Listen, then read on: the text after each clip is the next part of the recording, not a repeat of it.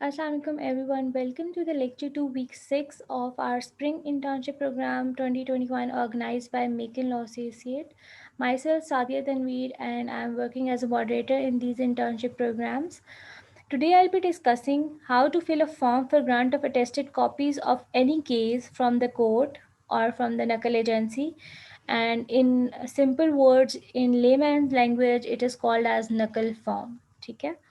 Today I'll be discussing the particulars of this Nagel form and then I'll be sharing a sample draft with all of you. ठीक है? Moving onwards, ये basically नकल form है. एक case आपका चल रहा है during proceedings, plain written statement, evidence चल रहा है, जिस भी स्टेज पे अब आपको कोई डॉक्यूमेंट्स चाहिए, वेदर इसलिए चाहिए कि वो आपकी फाइल में मिसिंग है या फिर आपसे गुम हो गए हैं या फिर आपने फर्दर अपील करनी है. उन पर्पसेस के लिए अगर आपको कोई रिकॉर्ड चाहिए तो आप जो है, और आपके पास वो है नहीं, तो आपने कोर्ट से लेना है. तो उस किस तरह लेंगे? डायरेक्ट जाके मांगेंगे तो नहीं, और ना वो उठा के आपको ऐसे दे देंगे. आपको अटेस्टेड कॉपी चाहिए तो वो फिर क्या प्रोसीजर फॉलो होगा? ये प्रोसीजर फॉलो होगा कि आपने ये फॉर्म फिल करके इस पे प्रॉपर कोर्ट फीस लगा के नकल एजेंसी में जमा कराना है. अब इसको एक प्रॉपर तरीके से फिल किया जाएगा, तभी जो है वो उधर वो एक्सेप्ट होगा. उसके बाद आपको जो आपकी रिक्वायर्ड डॉक्यूमेंट्स हैं वो मिल जाएंगे. ठीक है? बेसिकली ये एक फॉर्म है जो आपको फोटोकॉपियर्स वगैरह ने प्रिंट करके रखा होता है, वहाँ से मिल जाता है. ये आप लेंगे. इसमें स्टार्ट में लिखा हुआ है द एप्लीकेंट रिक्वेस्ट दैट, जो बंदा भी वो कॉपी ले रहा है वो बेसिकली रिक्वेस्ट कर रहा है that copies detailed in statement number 1 be granted. जो स्टेटमेंट नंबर 1 है इसमें जो भी उन्होंने कॉपीज़ मांगी हैं, ये जैसे ये मैंने 1 2 3 4 ये मुझे 4 चीज़ें चाहिए थी, तो मैंने ये मांगी है, वो ग्रांट कर देंगे. ठीक है? अब आपने इसको समझना है. ये मैंने आप लोग को ईजी करने के लिए लिख दिया है कि ये फॉर एग्ज़ाम्पल जगह लिख का नाम, फैमिली, केस का नाम, प्लेंटिव डिफेंडेंट. लेकिन जब आप खुद अप्लाई कर रहे होंगे किसी केस के लिए तो वहाँ पे आप ओरिजिनल केस का टाइटल, ओरिजिनल केस के जो भी बंदा है उसका एड्रेस, ओरिजिनल जो भी लॉयर है उसका नाम और उसके जो है वो स्टेटस जो है उस पर मैंशन करेंगे. ठीक है? ये आप लोग के लिए जो है मैंने खुद फिल किया ताकि आप लोग के पास ये एक सैम्पल आ जाए और इन फ्यूचर किसी भी केस के लिए आपको फिल करना हो तो आपको पता हो कि बेसिकली हमसे पूछना क्या चाह रहे हैं. ठीक है? सबसे पहले ये जो फर्स्ट कॉलम है उसमें इन्होंने लिखा हुआ है सील और सिग्नेचर. यहाँ पे आप सील मतलब मोहर या दस्तखत लिखा हुआ है, स्टैम्प या अपना सिग्नेचर कर दें. दूसरे में है डिटेल ऑफ विच रिक्वायर्ड, तफसील नकूल मतलूबा. ठीक है? कि जो जो आपको जो नकल्स फॉर एग्जांपल या कॉपीज़ चाहिए, ये वो वाली नकल नहीं है जो आप पेपर में करते हैं. ये बेसिकली यहाँ पे कॉपीज़ कह रहे हैं जो लीगल लैंग्वेज में. ठीक है? उर्दू ज़्यादा कोर्ट में चलती है तो इसलिए उन्होंने ज़्यादातर इस तरह लिखा होता है. अब मैंने यहाँ पे लिखा 4 चीज़ें. नकल दावा, मतलब नकल दावा प्लेंट की कॉपी, नकल जवाब दावा, रिटन स्टेटमेंट की कॉपी, और नकल दस्तावेज़ात जो भी उन्होंने डॉक्यूमेंट्स अटैच किए हैं, नकल हुक्म, ऑर्डर जो कोर्ट का ऑर्डर हुआ है लास्ट उसकी कॉपी, वो मैं चाह रही हूँ तो इसलिए मैंने लिखी है. अब आप इनमें से एक भी लिख सकते हैं, 2 भी लिख सकते हैं, 3 भी लिख सकते हैं. इसके अलावा भी कोई डॉक्यूमेंट हो वो भी लिख सकते हैं. ठीक है? जो आपको चीज़ रिक्वायर्ड है वो लिखनी है. ये मैंने आप लोगों को एक आइडिया देने के लिए कि इस तरह से ये फिल किया जाता है. फिर आगे जो है अगले कॉलम में किस मतलब या किस वास्ते नकल दरकार है, ये कॉपी आपको किस लिए चाहिए, तो आप रीज़न बताएंगे. वो अपील के लिए हो सकती है, रिकॉर्ड के लिए हो सकती है, या कोई और रीज़न जो लीगल रीज़न हो या जो रीज़नेबल लिखी जा सकती है वो आपने यहाँ पे मेंशन करनी है. ठीक है? तारीख, फैसला, इब्तदाई और अपील. अब वो कह रहे हैं यहाँ पे बेसिकली आपने डेट लिखनी होती है कि जो उसकी जो नेक्स्ट जो आइंदा पेशी है, नेक्स्ट हेयरिंग है उस केस की, वो कब है. फॉर एग्जांपल 12/4/2021 जो है वो है, तो आप डेट लिखेंगे. इसलिए उर्दू में अगर आप कोई किसी से पूछेंगे तो वो आप कहेगा आइंदा पेशी की डेट लिख दो, तो मैंने आइंदा पेशी इसलिए लिख दिया. ये उस केस के लिए जिसकी हेयरिंग चल रही है. अगर कोई केस डिसाइडेड है तो फिर क्या होगा, जो उसकी ऑलरेडी डिसाइडेड जो ऑर्डर था उसकी जो डेट थी वो आप यहाँ पे मेंशन करेंगे. नाम, हाकिम, अदालत, मातहत, जिसकी अदालत में ये केस जो है वो चल रहा था उसका नाम लिखेंगे. अदालत का नाम जैसे कोई भी जैसे जज का नाम जो है जाहिद रिमज़ी साहब जो है, सीनियर सिविल जज जाहिद रिमज़ी साहब, इस तरह आप लिख सकते हैं. ठीक है? उसके बाद जो है नेक्स्ट कॉलम में आपने लिखना है कि किधर का जो है जुरिस्डिक्शन बनती है। फॉर एग्जांपल इस्लामाबाद में आप अप्लाई कर रहे हैं ना, तो एरिया का नाम लिखेंगे यहाँ पे। ऊपर जो भी बातें लिखी हुई हैं उनमें मेन रीज़न जो मेन बात जो लिखनी है वो यही है कि आप किस एरिया में मतलब अप्लाई कर रहे हैं, ठीक है। नाम, मौज़ा या जगह, माह, हद, पस जहाँ जायदाद मुतनाज़ा वाक़या है, जुरिस्डिक्शन डिटरमाइन करने के लिए। तो यहाँ पे क्या लिखते हैं, जगह लिखते हैं, एरिया का नाम लिखते हैं, फॉर एग्ज़ाम्पल इस्लामाबाद। अगले कॉलम में नोयत, दावा या मुकदमा, तशरीह, जुर्म जैसे कि सूरत हो। अब वो यहाँ पे आप बता रहे हैं ये दीवानी, फैमिली, फौजदारी कि नेचर ऑफ कंप्लेंट क्या है। नोयत मतलब nature of the case with valuation of suit और डिस्क्रिप्शन ऑफ ऑफेंस, ठीक है। ये दीवानी मुकदमा फॉर एग्जांपल सिविल केस है, या फैमिली केस है, या फौजदारी मुकदमा है, या कोई दरख्वास्त है मतलब एप्लीकेशन है, तो वो आप लिखेंगे कि ये उसके अंदर ये जो है ये केस था, उसके अंदर ये कॉपीज़ लगी हुई हैं, तो इसलिए हमें चाहिए, ठीक है। यहाँ पे मुद्दा-ले या मुल्ज़िम, ये जो डिफेंडेंट लिखा हुआ है ना, आपने डिफेंडेंट लिख के नहीं दे देना, डिफेंडेंट का नाम लिखना है प्रॉपर, ठीक है। प्लेंटिफ ऑफ द कंप्लेनेंट, यहाँ पे प्लेंटिफ का नाम लिखना है, जो आप केस जिसके लिए आप मांग रहे हैं, ठीक है। ये बहुत गौर से देखें। मैं आपको अगर असाइनमेंट दे रही हूँ कि आप मुझे फिल करके दें, अगर आप मुझे प्लेंटिफ डिफेंडेंट लिख के दे देंगे तो मैं आपके मार्क्स काट दूंगी। Defendant for example Sadia versus कोई भी बंदा रख लें, नुमान।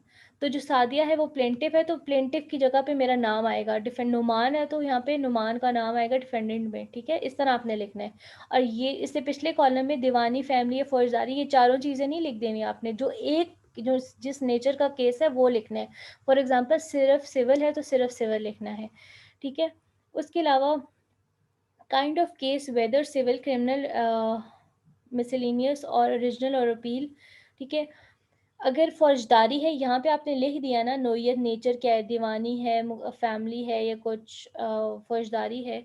अब आखिरी कॉलम में आपने क्या लिखना है, अगर वो क्रिमिनल केस है तो आपने पूरी डिटेल लिखनी है, पुलिस स्टेशन लिखना है, डेट लिखनी है, एफआईआर नंबर लिखना है, ठीक है।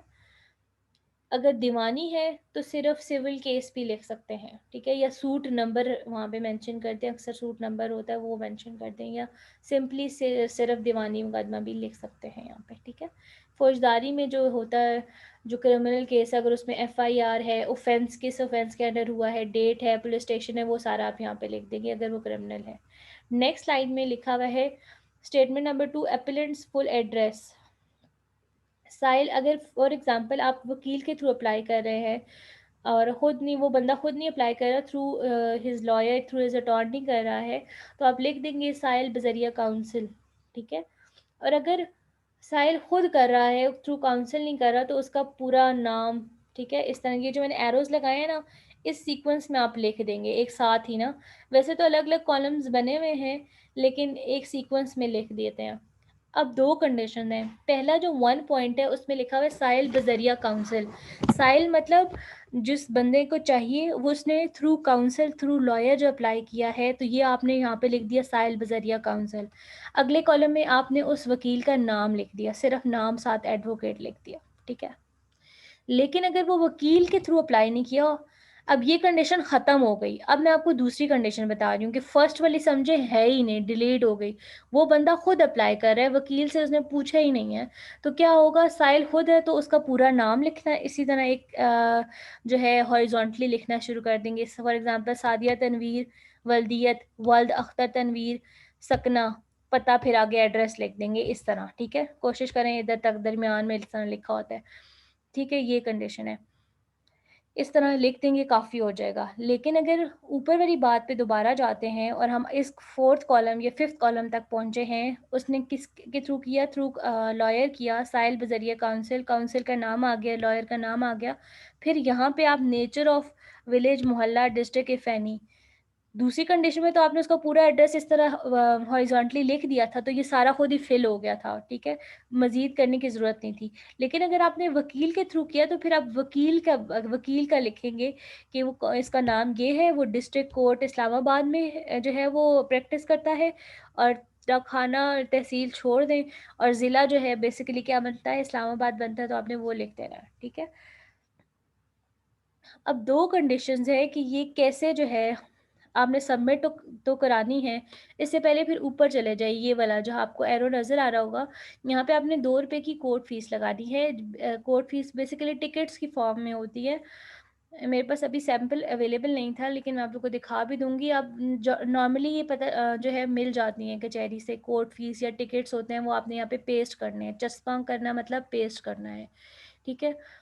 अब ये जो 1 और 2 पॉइंट हैं, ये मैंने आप लोगों की ईज़ के लिए लिखे हैं कि किस तरह जो है ये सबमिट होगी। अगर ऑलरेडी केस चल रहा है, अभी फाइनल उसका ऑर्डर नहीं हुआ, तो उसके लिए क्या होगा, आप जज से अलाउ कराएँगे ये जो फॉर्म है, उसके बाद सबमिट कराएँगे, ठीक है? और अगर फैसला हो चुका है, ऑलरेडी डिसाइडेड केस है, तो फिर क्या करेंगे, डायरेक्ट रिकॉर्ड कीपर के पास चले जाएँगे, ठीक है? फिर इसी फॉर्म के बैक साइड पे आप क्या करेंगे, अपना नाम लिख देंगे, मोबाइल नंबर लिख देंगे। अगर साइल खुद है तो वो अपना नाम, मोबाइल नंबर लिखेगा, अगर काउंसिल के थ्रू है तो काउंसिल का नाम और नंबर लिखेगा। और फिर होगा क्या, जब एजेंसी वाले हमें मैसेज या कॉल कर लेंगे कि जब आपकी अटेस्टेड कॉपीज़ तैयार हो के आ जाएँगी, और आप अगर वहाँ पे नहीं पहुँचे हुए उससे पहले तो, ठीक है? ये वही फ़ॉर्म है, लेकिन मैंने इसकी कुछ पिक्चर्स क्लोज़अप्स टाइप जो है वो ऐड की थी कि आप लोगों को अगर समझ ना आ रही हो। वैसे मैंने आपको सब चीज़ें बता दी हैं, सील और सिग्नेचर हो गए, जो आपको डॉक्यूमेंट्स चाहिए, किस लिए चाहिए, डेट ऑफ हियरिंग है, अदालत का नाम है, नीचे अगर थ्रू काउंसिल है तो लिखेंगे साइल बज़रिया काउंसिल, आगे काउंसिल का नाम, अगर खुद है तो फिर क्या करेंगे, उसका पूरा नाम, वल्दियत, पता, इस तरह जो है वो क्या करेंगे, हॉरिज़ॉन्टली लिख देंगे। ठीक है? ये उसका दूसरा पार्ट है। ऊपर वाले कॉलम में जगह लिखते हैं कि कहाँ का है, नेचर लिखेंगे, प्लेंटिफ डिफेंडेंट का नाम लिखेंगे और ऑफ़ेंस को जो है वो डिफ़ाइन कर देंगे। अगर वकील के थ्रू है तो लिख देंगे डिस्ट्रिक्ट कोर्ट इस्लामाबाद, अगर साइल खुद था तो वो इसका उसका जो एड्रेस यहाँ पे चलता आ रहा होगा इस तरह से, इस तरह हॉरिज़ॉन्टली। ठीक है?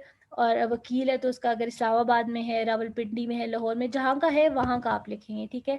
अब एक और कंडीशन, अगर केस चल रहा है, उसकी प्रोसीडिंग चल रही हैं, तो आप वो जज से अलाउ कराएँगे, फॉर्म फिर सबमिट कराएँगे, ठीक है? और अगर ये डिसाइड हो चुका है तो डायरेक्ट रिकॉर्ड कीपर के पास चले जाएँगे फॉर्म लिख के, ठीक है?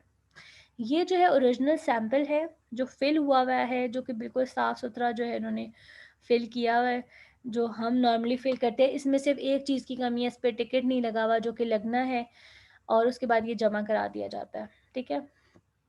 अब इन्होंने शुरू से थोड़ी-सी बहुत जो प्रैक्टिकल लाइफ़ में ना थोड़ी बहुत ये चीज़ें आगे-पीछे वो कर देते हैं। फॉर एग्ज़ाम्पल, मोहर या दस्तखत में इन्होंने इधर सिग्नेचर नहीं किए हुए, लेकिन नीचे सेकंड कॉलम में बज़रिया काउंसिल के ऊपर इन्होंने सिग्नेचर करनी है, ठीक है?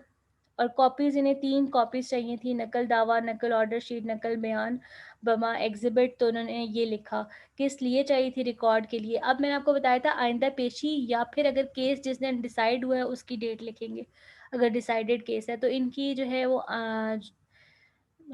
पिछले जो आइंदा पेशी, ये पुराना सारा फॉर्म है, तो इन्होंने ये आइंदा पेशी की डेट लिखी हुई थी 23/21, ठीक है? कौन-सी अदालत में थी, अदालत का नाम लिखने के बाद, अदालत जनाब सलमान बदर साहब, फैमिली जज इस्लामाबाद, ये कहाँ की है, तनाज़ा कहाँ पैदा हुआ, इस्लामाबाद में, किस पर्पज़ के लिए है, फैमिली केस है, उसकी नेचर क्या है, तनसीख़ निकाह, डिसोल्यूशन ऑफ मैरिज के लिए है, ठीक है?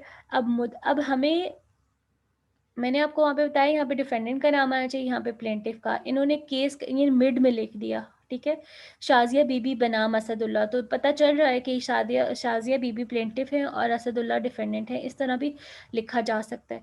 अब प्रैक्टिकल लाइफ थ्योरी से बहुत डिफरेंट होती है। आपको मैंने जो ऊपर बताया वो 1 बाय 1 कंपोनेंट्स बताए, लेकिन ये जिस बंदे ने फ़िल किया उसका 15-20 साल का एक्सपीरियंस है जिसने फ़िल किया है, तो उन्हें पता है अगर वो कोई एक्सप्लेन करना चाहें या जहाँ सबमिट कराने जा रहे हैं, वो उनको कन्विंस कर सकते हैं कि हमने ये चीज़ लिखी है, इससे ये मुराद है, और अगले बंदे को भी थोड़ा आइडिया होता है कि प्रैक्टिकली ये काम चल रहा है। लेकिन आप लोग बीइंग फ्रेश ग्रेजुएट, आपको पता होना चाहिए कि कौन-सी चीज़ किस कॉलम में लिखी जाएगी, उससे कि उनकी क्या मुराद है, किस तरह फ़िल करना चाहिए, ठीक है? जब आपको थोड़ा टाइम हो जाए प्रैक्टिस में, फिर आप बेशक इस तरह की चीज़ें जो है वो छोड़ के या अपनी थोड़ी बहुत इनोवेशन ले आएँ, तो वो फिर एक्सेप्टेबल होंगी। फिर यहाँ पे मैंने आपको बताया था, अगर फॉर एग्ज़ाम्पल फ़ौजदारी क्रिमिनल केस है तो आप उस ऑफ़ेंस का नाम, एफआईआर, डेट सब कुछ लिखेंगे। अगर नहीं है तो आप सिंपल लिख दें फैमिली है या सिविल है, जो भी है। यहाँ पे ये फैमिली केस था, नेचर इसकी तनसीख़ निकाह डिसॉल्यूशन ऑफ मैरिज की थी, तो यहाँ पे उन्होंने लिख दिया। अब मैंने आपको 2 कंडीशन बताई थी, या तो साइल खुद जाता है या काउंसिल के थ्रू जाता है। तो काउंसिल के थ्रू गया, इन्होंने लिख दिया बज़रिया काउंसिल। काउंसिल का नाम जो है फॉर एग्ज़ाम्पल अब्बास तारड़ साहब लिखा हुआ है, एडवोकेट हाई कोर्ट, ये इन्होंने लिख दिया। ठीक है, आगे यहाँ पे इनको इस्लामाबाद लिखना चाहिए था, लेकिन क्योंकि ये ऊपर इस्लामाबाद लिखा हुआ है और इस्लामाबाद के रिकॉर्ड कीपर के पास गया है और कोई करीब-करीब ऐसी कोई है चीज़ नहीं, तो इसलिए उन्होंने यहाँ पे नहीं लिखा और यहाँ पे इन्होंने सिग्नेचर कर दिया। ठीक है, सिग्नेचर ऑल्दो यहाँ पे करने चाहिए थे, लेकिन एक दफ़ा सिग्नेचर हो गए हैं कि उनसे अप्रूव हो गया। ये बैक साइड पे उसी तरह नाम, नंबर और वो लिख देंगे। जब आप रिकॉर्ड कीपर के पास जाएगा, जब आपकी रिक्वायर्ड अटेस्टेड कॉपीज़ आ जाएँगी, आप उससे पहले नहीं पहुँचे तो आपको कॉल करके बता देंगे। ठीक है? ये एक प्रोसीजर होता है कि जिस तरह आप जिसके थ्रू आप फॉर्म फिल कर सकते हैं। और यहाँ पे जो है ये वाला पार्ट एंड होता है। फर्दर हम कोई और एग्रीमेंट लाइक ट्रस्ट डीड या फिर जॉब एग्रीमेंट को डिस्कस करेंगे। इसमें अगर आपका कोई क्वेश्चन हो तो फिर वो आप मुझसे पूछ सकते हैं। ठीक है? Thank you so much. अल्लाह हाफ़िज़।